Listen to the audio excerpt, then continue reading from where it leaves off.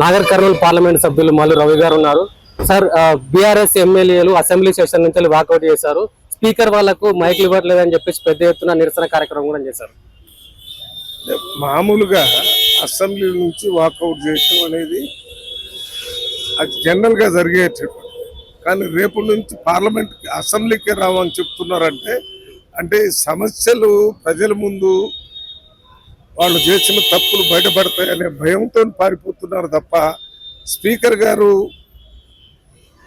Phone mic ఇవ్వటం అనేది వారి స్ట్రెంత్ను బట్టి ఎంత టైం ఇవ్వాలో అంత ఇస్తూనే ఉంటారు. ఇవ్వకపోతే అసెంబ్లీలో ఉండి పోరాటం చేయాలి. పారిపోతే ఎట్లా సరిపోతుంది? అంటే మూసి ప్రక్షాళన కాదు, ముఖ్యమంత్రి నోరు ప్రక్షాళన చేయాలి.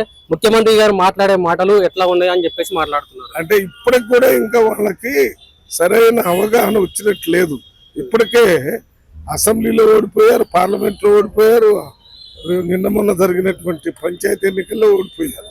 అయినా కానీ ఇంకా అదే రకంగా మాట్లాడుతున్నారంటే రేపు వచ్చే దాంట్లో అది కూడా వాళ్ళ అస్తిత్వాన్ని కూడా కోల్పోతారు. కేసీఆర్ గారిని మర్యాద పూర్వకంగా అసెంబ్లీకి రమ్మన్నా కూడా ఈ రోజు హాజరు కాని పరిస్థితి.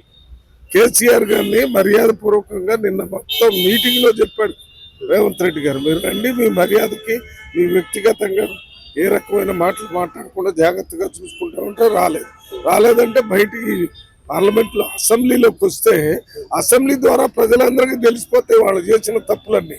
అందుకనే వాళ్ళు భయపడి రావటం లేదు.